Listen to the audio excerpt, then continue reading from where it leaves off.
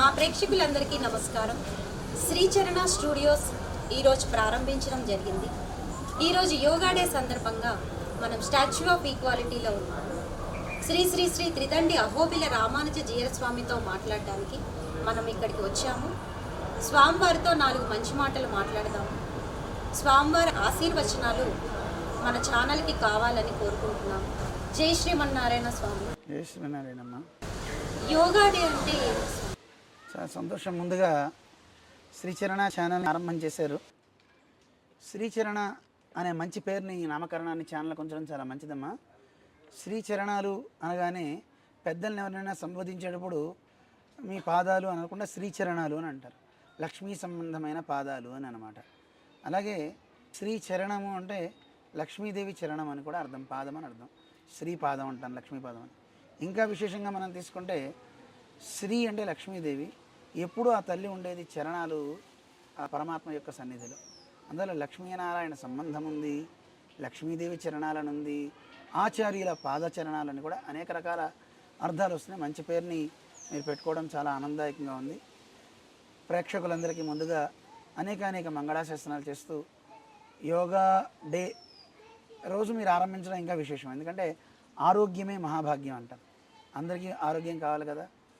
అటువంటి మంచి రోజున ఈ శ్రీకారం చుట్టారు శ్రీచరణకి, చాలా సంతోషం. అయితే యోగా డే దాని ప్రాముఖ్యం చెప్పమన్నారు కనుక, అసలు యోగా అనే మాట చాలామంది వాడుతుంటారు కానీ దానికి నిజానికి యోగా అని అనకూడదు. అంటే ఇప్పుడు లోకంలో వాడుక అయిపోయింది, దాని యోగము అంటారు. యోగం చేయాలి అంటారు. కానీ అది వాడుకలో అయితే ఇప్పుడు యోగా అయిపోయింది. మరి యోగా గురించి మనం చెప్పాలి అనే దాని గురించి కంటే యోగం అంటే ఏమిటో తెలుసుకుందాం స్వామి. యోగం అంటే కూడిక అని అర్థం. మీరు భగవద్గీత వినుంటారు. ఒక్కొక్క అధ్యాయానికి ఒక్కొక్క పేరు ఉంటుంది. అర్జున విషాద యోగము, సాంఖ్య యోగము, కర్మ యోగము, జ్ఞాన యోగము, ఇలా ప్రతిదానికి యోగము అని వస్తుంది. యోగము అంటే అర్థం కూడిక అని అర్థం. ఇప్పుడు మనం యోగం చేయడం అంటే ఏమిటి? 2 కలవాలి. ఒకటి శరీరము, ఆత్మ. దాన్ని కలపడం కోసం చేసేదే యోగం అన్నమాట. చాలామంది యోగం అనగానే కాస్త కసరత్తులు చేసి చేతులు కాళ్ళు తిప్పేస్తే అది యోగా అనేస్తున్నారు. కానీ అది యోగం దేనికి? కాళ్ళు చేతులు దేనికి కదపాలి? ఎందుకు మన శరీరాన్ని సక్రమంగా అదుపులో పెట్టుకోవాలి అంటే ఒక దాంతో కూడడం కోసం. దేంతో కూడాలి? మన శరీరం ఆత్మతో కూడాలి.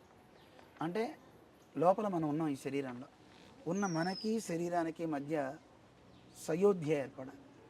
ఆ 2 కలిస్తే అది యోగం అవుతుంది. అయితే అక్కడితో అయిపోయిందా? అవదు. ఆత్మ నుంచి, ఆత్మ కంటే ఇంకా గొప్పది ఇంకోటి ఉంది. దాని పేరే పరమాత్మ అంటారు. దాని దాకా చేరే ఒక స్థితికే పేరు యోగము అంటారు. యోగము అంటే మీకు అర్థమైంది కదా. యోగా కాసేపు పక్కన పెట్టేద్దాం. యోగము అనగానే అర్థం కూడిక. అంటే మన శరీరం మన మాట వినాలి. శరీరం మనం కాదు, శరీరం లోపల మనం ఉన్నాం. దీన్ని మనం ఏం చెప్తే అది చేయాలి శరీరం. కానీ విచిత్రం ఏంటంటే శరీరం ఎలా చెప్తారో మనం వినాల్సి వస్తుంది. కాసేపు కూర్చోలేకపోతున్నాం, కాసేపు నిలబడలేకపోతున్నాం, కాసేపు మాట్లాడలేకపోతున్నాం, కాసేపు చూడలేకపోతున్నాం. ఇలా మన స్థితి ఉంటుంది.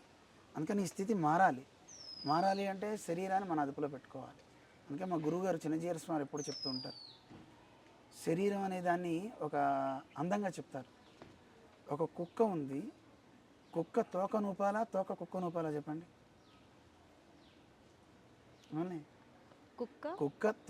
కుక్క తన తోకను ఊపాలా, తోకే కుక్కను ఊపాలా? కుక్క తన తోకను ఊపాలి. ఇప్పుడు చూడండి, శరీరం మన మాట వినాలా, శరీరం మాట మనం వినాలా? శరీరం మన మాట వినాలి. గుడ్. ఇప్పుడు మీరు సరైన యాంకర్ అనిపించుకున్నారు.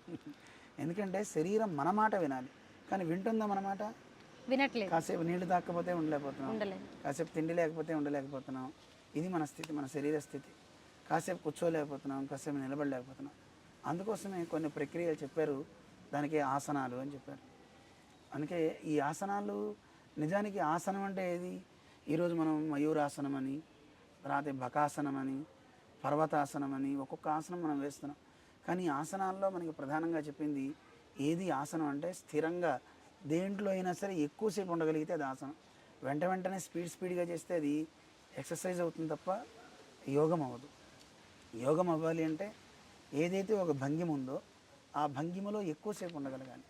దానికే స్థిర సుఖం ఆసనం అంటారు. స్థిరంగా ఉండాలి, సుఖంగా ఉండాలి. అలా ఉండగలిగితే అది ఆసనం అంటారు. ఇలా చేసే ఈ ఆసనాలతో శరీరం స్వాధీనం అవుతుంది.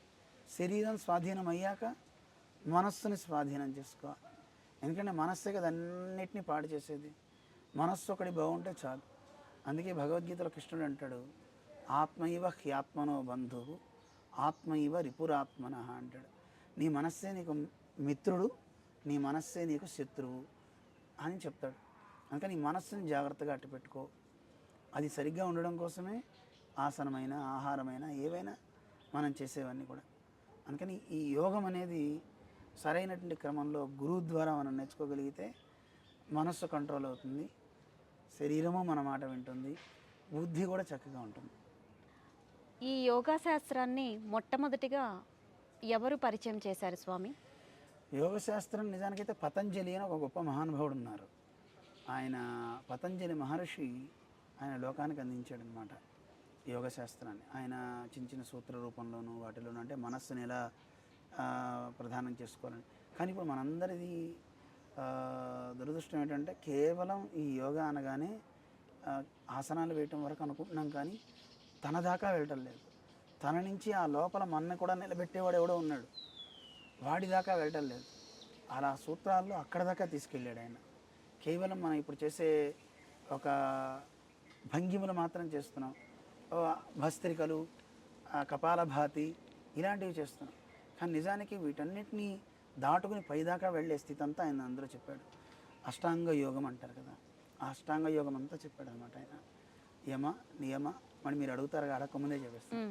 యమ నియమ ఆసన ప్రాణాయామ ప్రత్యాహార ధ్యాన ధారణ సమాధి అని ఇవి ఉన్న 8. ఈ 8టిని అష్టాంగము అంటారు. ఈ 8 మళ్ళీ ఒక్కోటి ఒక్కో వివరణ ఉంది.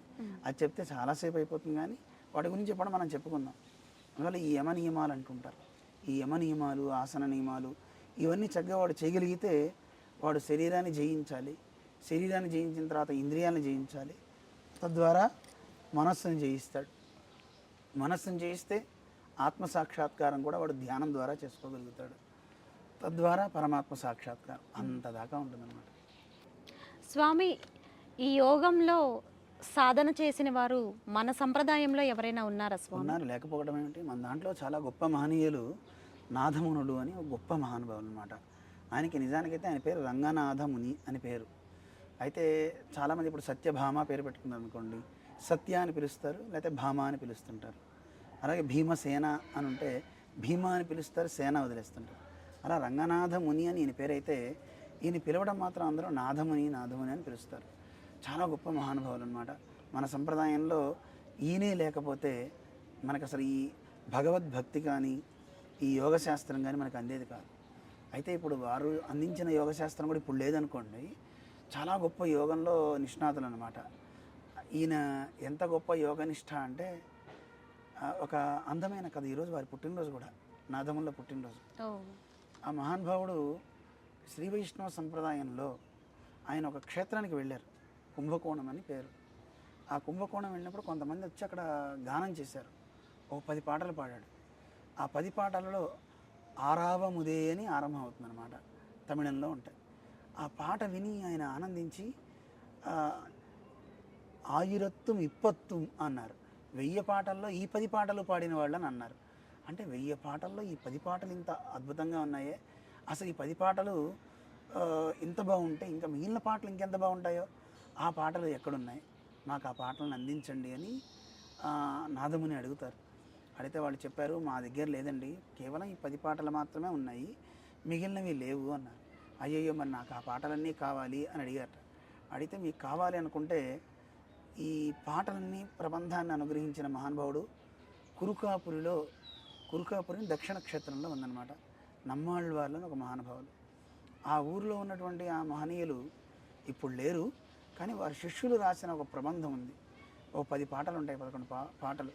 కಣ್ಣి నుంచి చేస్తాం అంటారు. ఆ పాటలు కనుక మీరు 12,000 సార్లు జపిస్తే తప్పకుండా ఆ మహనీయుని సాక్షాత్కారం అవుతుందని అంటారు. అందుకే మంత్రాన్ని చూడండి, 8 అక్షరాలు కలిగిన అష్టాక్షరం ఉంది. అది ఒక్కొక్క అక్షరానికి 8 లక్షలు జపం చేస్తే తప్పకుండా భగవత్ సాక్షాత్కారం అవుతుందంటారు. అలాగా అక్షరానికి 1,00,000 చొప్పున 8 లక్షలు చేస్తారు.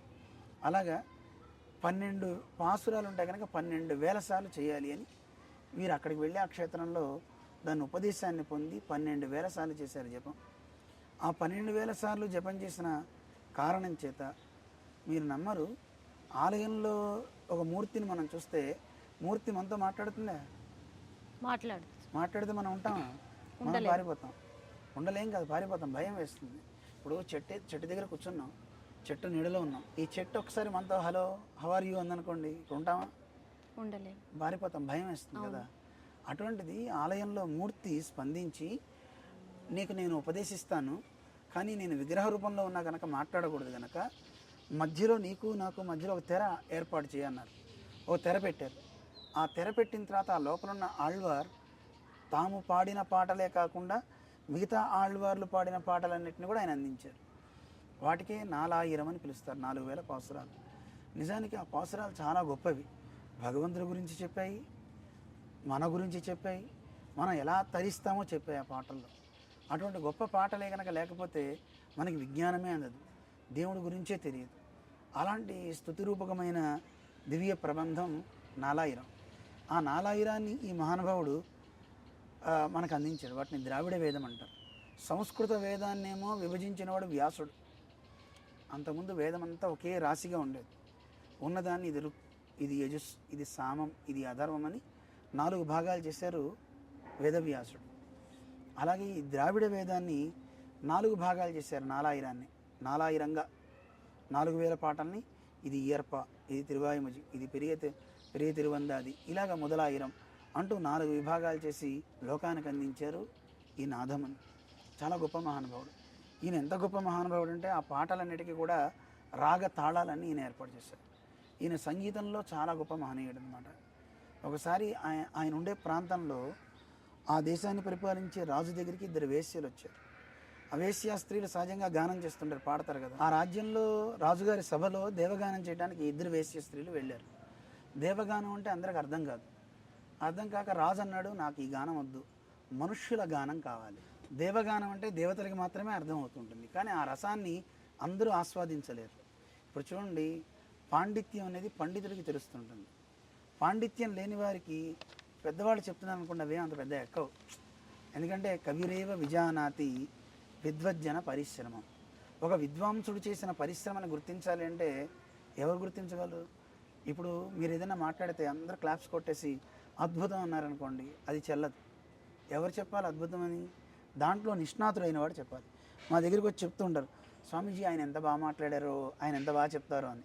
ఆ చెప్పింది చదువుకున్నవాడు వింటే వాడు సర్టిఫై చేయాలి, అబ్బాయి ఇతను గ్రేట్ అని, ఇతను బాగా చెప్తున్నాడని. అది విద్వాంసుడు కానివాడు ఎవడైనా ఇతను బాగా చెప్పాడు అని ఎలా నిర్ధారిస్తారు చెప్పండి? ఒక లాయర్ మాట్లాడే మాటల్ని ఇంకో లాయరు అప్రిషియేట్ చేయాలి, సామాన్యుడు చెప్పకూడదు కదా. అవును స్వామి. ఎందుకంటే నోరున్న వాడిదే ఈరోజు లోకం అవుతుంది. కానీ విద్వాంసుడికి కాలం లేదు ఈ రోజుల్లో. ఎందుకంటే శాస్త్రం చదువుకుని మాట్లాడేవాడిని ఎవరు ఆదరించే స్థితి లేదు. నోటుకొచ్చిన మాటలు, ప్రమాణం లేదు. ఆ ప్రమాణం లేదు అన్నదానికి ఎక్కువ ఆదరణ లభిస్తుంది ఈరోజు లోకంలో. అలా ఉంది పరిస్థితి. కానీ ఆ రోజుల్లో దేవగానాన్ని ఎవరు తెలుసుకోగలుగుతారు? తెలిసిన వారైతే గుర్తిస్తారు, ఎవరికి తెలియదు కదా. అందుకని మనుష్య గానాన్ని ఇష్టపడతారు. చూడండి, ఎవరన్నా సినిమా పాటలు పాడితే ప్రతివాడు ఆనందిస్తాడు, కానీ అదే కనుక ఏదన్నా ఒక మంచి సంగీతం ఏమన్నా అన్నమాచార్యవారిదో త్యాగరాజ కృతో కనుక ఆరంభించారనుకోండి, అక్కడి నుంచి నిదానంగా లేచి వెళ్ళిపోతుంటారు. లోక స్థితి అలా ఉంటుంది. అందుకని మనం దేవగానాన్ని ఇష్టపడడం అనేది చాలా కష్టం అన్నమాట. ఆ దేవగానం తెలియదు. మనుష్యగానం మీద ఇచ్చగలిగిన రాజు పిలిచి మీరు మనుష్యగానమే పాడండి అని పాడించి వాళ్ళకి బహుమానం ఇచ్చాడు. ఆ స్త్రీలు చాలా బాధపడ్డారు. అయ్యో దేవగానం మనం నేర్చుకున్నామే అని. ఆ రోజుల్లో వేశ్యా స్త్రీలు భగవంతునికి అంకితం అయ్యి ఉండేవారు బాగా. వాళ్ళు ఒక్కో చోట వెళ్ళి ఒక్కో దివ్య దేశంలో దేవుడి గురించి పాటలు పాడారు, పాడి గానం చేశారు. ఆ గానాన్ని విని తెలుసుకున్నారు నాదములు. ఈయనకి తెలుసు కదా, ఈయన వాళ్ళకి బహుమానం ఇచ్చి దేవుడు తీర్థప్రసాదాలు ఇప్పించారు. ఇప్పించిన తర్వాత అందరూ ఆశ్చర్యపోయారు, గురువుగారు వాళ్ళు వేశ్యలు కదా, అలాంటి వాళ్ళని మీరు ఎందుకు ఆదరిస్తున్నారు అని. వారు ఎవరు అనేది కాదు, వాళ్ళు పాడే పాట యొక్క గొప్పతనం చూసుకోండి అని రాజు వీళ్ళని అవమానించాడు కదా. ఆ రాజు దగ్గరికి దేవగానం యొక్క వైభవం చెప్పాలని నాదముల్లో ఈ స్త్రీలను తీసుకెళ్ళారు. తీసుకువెళ్ళిన తర్వాత ఆ రాజు సభలో దేవగానాన్ని అంగీకరించాల. అప్పుడు రాజు అన్నట్ట, నాదముని మీరే గనక గానంలో గొప్పవారైతే నేను పరీక్ష పెడతాను, ఆ పరీక్షలో నెగ్గాలి అన్నట్ట. సరే పెట్టండి అన్నారు. తాళాలన్నీ తెచ్చారు, అందరికి తాళం వేస్తారు కదా. ఆ తాళాలన్నీ తెచ్చి ఒక్కొక్క తాళాన్ని ఒక్కొక్కరిని వేయమన్నారు. చాలా వందల తాళాలు. ఆ తాళాలు వేస్తుంటే ఈయన కళ్ళు మూసుకొని ఏ తాళం ఎంత బరువు ఉంటుందో, అది ఆ తాళం యొక్క జతులు ఏమిటో వాటన్నిటిని అవలీలగా చెప్పారట. వెంటనే రాజు ఆశ్చర్యపోయాడు. అమ్మో ఇంత పాండిత్యమా, అసలు మీరు చూడకుండానే శబ్దాన్ని విని దీని బరువు ఇంత అని మీరు చెప్పగలిగారంటే మీరు సామాన్యులు కాదు అని ఆయనకి అనేక ధాన్యాన్ని ధనాల్ని ఇచ్చారట. కానీ ఆనాటి మహనీయులు డబ్బు మీద ఆశ లేని వాళ్ళు. నీ డబ్బు నాకు అవసరం లేదు, దేవగానాన్ని యాక్సెప్ట్ చేయండి అని చెప్పిన తర్వాత అప్పుడు వాళ్ళు రాజు కూడా రియలైజ్ అవుతాడు. ఆళ్వార్ ద్వారా వీరు తెలుసుకున్న పాసురాలన్నింటినీ ఈయన ఇద్దరు మేనళ్ళు ఉన్నారు, వాళ్ళిద్దరికీ గానం నేర్పి వాళ్ళ ద్వారా ప్రచారం చేయించారన్నమాట. చాలా గొప్ప మహానుభావుడు నాదముని. ఆయన గురించి తెలుసుకోవాలి మనం, ఎందుకంటే ఆయన ఎంత గొప్ప భక్తి నిష్ట అంటే అలాంటి నిష్ట మనకి ఈ లోకంలో ఎక్కడ కనపడదు. ఒకసారి ఒక రాజుగారు, ఆ దేశపు రాజుగారు వచ్చినప్పుడు ఆయనతో పాటు రాణులు చాలామంది వచ్చారు. రాజు అంటే ఒక భార్య కదా కదా, చాలామంది భార్యలు ఉంటారు. అందరితో కలిసి వెళ్తున్నారు. నాదముని చూసి ఒకసారి రాజు ఆభరణాలు, ఆ టీవీ అవన్నీ చూసి ఆశ్చర్యపోయి వెనకతలు పరిగెత్తాడు. ఎందుకు పరిగెత్తుతున్నాడు అంటే అక్కడ పరిగెత్తుకుంటూ వెళ్ళిపోతున్నాడు. శిష్యులంతా వచ్చి ఆపారట, ఎందుకు గురువుగారు మీరు వెళ్తున్నారని. కృష్ణుడు రా, కృష్ణుడు, అదిగో వాళ్ళంతా గోపికలు రా అన్నట్టు. అంటే ఆయన వచ్చిన భౌతిక ప్రపంచంలో వచ్చిన వ్యక్తిని రాజుగా చూడలే, కృష్ణుడిగా చూశాడు. అంటే ఆయన మనస్థితి ఎలా ఉంది ఆలోచించండి. అదే కాదు, ఒకసారి ఆయన ధ్యానంలో నిమగ్నుడై ఉన్నాడు. ఆ ధ్యానంలో నిమగ్నమై ఇప్పుడు చూడండి, కళ్ళు మూసుకొని ఏదైనా భావించవచ్చు, ఎక్కడికైనా వెళ్ళొచ్చు. కానీ ఈయన యోగంలో ఎప్పుడు దేవుడితోనే కూడి ఉంటున్నాడు. దాన్నే యోగం అంటారు. కళ్ళు మూసుకొని ధ్యానం చేస్తే దేవుడు కనపడితే అది యోగం, ఇతరత్రా కనపడితే అది రోగం. అది కుదరడానికి కదా ఆహార నియమం ఇవన్నీ చేస్తాం. అందుకని ఆయన ధ్యానం చేస్తూ భగవంతుడినే చూస్తున్నట్ట. చూసే సందర్భంలో ఇంటికి ఎవరో భిక్ష కోసం వస్తారు కదా, వాళ్ళ అమ్మాయి చూసింది. వాళ్ళు భిక్ష అడగల, భిక్ష అడిగితే తానే వేసేది. అమ్మ నాదముని లేరా అని అడిగారట. నాదముని లోపల ఉన్నారండి అని లోపల ధ్యానంలో ఉన్న తండ్రిని లేపలేదు. ఆయన ధ్యానం అయ్యేదాకా ఆగి తర్వాత చెప్పిందట, నాన్నగారు మీకోసం ఎవరు వచ్చారు. ఎవరు వచ్చారా? ఒక స్త్రీ ఉంది, ఇద్దరు కోయదొరలు ఒక కోతితో వచ్చారనగానే, ఓ నా సీతారామ లక్ష్మణులు వచ్చారా అని పరిగెత్తుకుంటూ వచ్చి ఎటు వెళ్ళారు అంటూ అలా అలా అలా వెళ్ళి అందరిని అడిగితే ఇటు వెళ్ళారని చెప్తే అలా వెళ్తూ పడిపోయి రామ అంటూ ప్రాణాలు వదిలిపెట్టాడు ఆయన. అంటే ఎంత గొప్ప నిష్ట ఆయన చూడండి. ఆయన దగ్గర నేర్చుకున్న శిష్యుడే కురుగై కావలప్పన్ అంటారు. అంటే కురుగై అని ఒక ప్రాంతానికి, కావలప్పన్ అంటే రక్షకుడు. ఆయన చాలా రక్షకుట్ట. బహుశా మంచి ధ్యాననిష్ట కలిగిన వాడు కనుక అలాంటి వ్యక్తి ఉన్న చోట చెడు రాదు. భగవద్భక్తులు ఉండే ప్రదేశంలో చెడే ఉండదు. భగవద్భక్తులు అంటే మీరైనా సరే రోజు నిరంతరం ధ్యానం చేస్తున్నారు, కాసేపు భగవన్ నామని చెప్తున్నారు, మీరు ఎక్కడ అడుగు పెడితే అక్కడ చెడు ఉండదు, ఎవరైనా కావచ్చు. అలాంటి భగవద్భక్తులు అందుకే మన ఇంటికి రావాలని కోరుకుంటాం. ఆ భగవద్ నిష్ట కలిగిన ఆ వ్యక్తి ఈయన దగ్గర శుశ్రూష చేశాడు, నేర్చుకుని ఈయన ధ్యానంలో నిమగ్నమయ్యాట. ఒకసారి నిమగ్నమయ్యి ధ్యానంలో పరమాత్మను అలా చూస్తున్నాడు. ఈ నాదమునుల యొక్క మనవడు ఒక ఆయన ఉన్నారు, ఆయన యామునాచార్యులు అని పేరు. కానీ నాదమునులు పాపం చూడలేదు. ఎందుకంటే నా వంశంలో ఒక మనవడు పుడతాడు, నా వారసుడు, నా తర్వాత సంప్రదాయాన్ని లోకానికి అందించగలిగే ధీటైన పురుషుడు వస్తాడని నేను ముందే ఊహించి చెప్పారనమాట. అలా పుట్టే వ్యక్తికి యామున అని పేరు పెట్టండి. అంటే యమున దగ్గర తిరిగేవాడు కృష్ణుడు కనుక యమున సంబంధి యామున అనమాట. కృష్ణుడికి పేరు యామున అని కూడా అంటారు. అందుకని యామునాచార్య అని పేరు పెట్టమంటారు. పుట్టక ముందే చెప్పేశారు, మగపిల్లవాడు పుడతాడు, అతనికి యామునాచార్య అని పెట్టండి అని. అంతటి గొప్ప నిష్ఠాగరిష్ఠుడు అనమాట ఆయన. ఆ పిల్లవాడు ఈయన దగ్గర యోగం నేర్చుకోవాలి, అయితే సమయం ఇంకా రాల. ఒకసారి ఈ పిల్లవాడు అవతల పక్క ఈ కురుగై కావలప్పని జపం చేస్తున్నారు కదా అని గోడ ఎక్కి చూసేట. ఆయన అటు తిరిగి ధ్యానం చేస్తున్నారు కదా, వెనక ఎవరు వచ్చారో తెలియదు కదా. కానీ ఆయన కళ్ళు మూసుకుని ఎరా మా నాథముని వంశం వాడు ఎవడరా వచ్చింది అన్నట్ట. మా గురువుగారి వంశం వాడు ఎవడు అనగానే, అంటే వారి వంశానికి ఒక పేరు ఉందనుకోండి, సొట్టయి వంశం అని. ఆ వంశం వాడు ఎవరు వచ్చారు అన్నట్ట. వెంటనే ఆ పిల్లవాడు దిగి వెళ్ళిపోయారు. తర్వాత కలిసారట. గురువుగారు, నేను వచ్చింది మీకు ముందొస్తే తప్ప ఎవరికి తెలియదు కదా, నేను వెనకాతలున్నా, అందులో కూడా గోడ వెనకాతలున్నా, మీకు ఎలా తెలిసింది అన్నట్ట. అప్పుడు ఆయన అన్నట్ట, నేను ధ్యానంలో ఎప్పుడు కృష్ణుని చూస్తా, నేను ధ్యానంలో దేవుణ్ణి చూస్తే దేవుడు నన్ను చూస్తూ ఉంటాడు. అలా చూసి ఆ భగవంతుడు నన్ను ఎప్పుడు కూడా నా కళ్ళల్లో కళ్ళు పెట్టి చూసే దేవుడు నా కన్ను దాటి పక్కకి చూశాడంటే నాకంటే గొప్పవాడు ఎవడో వస్తేనే చూస్తాడు. అలాంటి వాళ్ళు ఇప్పుడు ఎవరున్నారు అంటే మా గురువుగారు ఆ వంశంలో పుట్టిన ఎవడో వచ్చి ఉంటాడు. అందుకే ఒకసారి అలా చూశాడు కృష్ణుడు. నన్ను చూసేవాడు నన్ను పక్కకి తోసి పక్కకి చూశాడంటే ఎవరో ఆ వంశం వారు అయి ఉంటారు, నువ్వే అనుకున్నాను అన్నట్ట. అంటే చూడండి వాళ్ళు ఎంత ధ్యాన నిష్ట ఉన్నారు. అటువంటి ధ్యాన నిష్ట నిజానికి నాథముని యోగం అనే పుస్తకం కూడా ఇప్పుడు లభ్యం కావట్లేదు. ఆ పేరుతో కొన్ని పుస్తకాలు వస్తున్నాయి, కానీ ఆ పుస్తకం అసలు లేదు, అది అప్పటితో అంతరించిపోయింది. కానీ అది ఉంటే ఇంకెంత గొప్పదో. కానీ ఆ నాథమునే రాబోయే కాలంలో ఇది చేయటం అందరికీ కష్టమని ఒక భక్తి యోగాన్ని అందించాడు. ఆ భక్తి యోగం కూడా దాటి ప్రపత్తి యోగం అంటారు. ప్రపత్తి అంటే శరణాగతి. భగవంతుడా నువ్వే దిక్కు. ఇప్పుడు అంతకంటే ఎక్కువ చేయలేని స్థితి. ఎవరు ప్రాణాయామాలు చేయలేరు, యోగాసనాలు అంతకంటే వేయలేరు. ఇవన్నీ దేనికోసం? ప్రాణాయామాలైనా శరీర ధారణైనా ఇవన్నీ ఆసనాలైనా మన మనస్సును జయించడానికి. మనస్సును ఎంత జయిస్తాం? విశ్వామిత్రుడు 10,000 సంవత్సరాలు తపస్సు చేశాడు.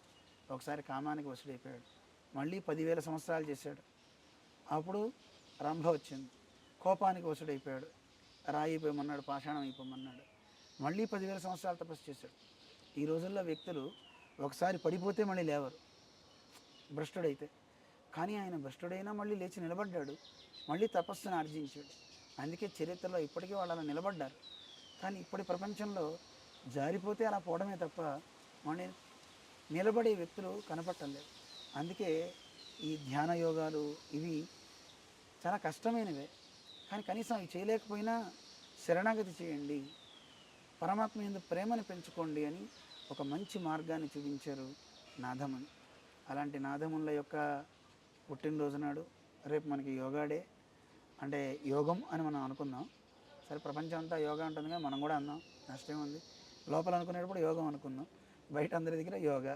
ఎందుకంటే ఇప్పుడు యోగం అంటే ఎవరికి ఏం తెలియదు. ఎవడన్నా అనుకునేది ఎలా అనుకుంటున్నారంటే వాడి యోగం వాడిదిరా అంటారు. బాగా డబ్బు వస్తే అది వాడికి అద్భుతమైన యోగం పట్టిందంట. సరిగ్గా పోయింది అనుకోండి, వాడి యోగం బాగాలేదంటున్నారు. ఇలా అయిపోయింది అందరిది. కానీ యోగా డే అనే అనుకుందాం ప్రస్తుతానికి. ఇలాంటి రోజున శ్రీచరణ ఛానల్ లోకావిష్కృతం అవటం, చక్కగా మీరు మంచి కార్యక్రమాలు చేస్తూ ముందుగా మా ఆచార్యులైన చిన్నజీవి స్వామి ఆశీస్సులు తీసుకుందాం అనుకున్నారు. స్వామివారు వరంగల్ వెళ్ళడంతో స్వామివారికి అవకాశం లేకపోయింది. వారి ఆశీస్సులను మేము మీకు అందిస్తూ శ్రీచరణ ఛానల్ చక్కగా మరిన్ని మంచి కార్యక్రమాలు లోకానికి అందించాలి అని మంగళాశాసనం చేస్తూ జై శ్రీమన్నారాయణ. చాలా సంతోషంగా ఉంది స్వామి. ఇలాగే శ్రీచరణ ఛానల్ ముందుకెళ్ళాలని కోరుకుంటూ మీరు మాకు మరిన్ని అవకాశాలు ఇవ్వాలని ప్రార్థిస్తున్నాము.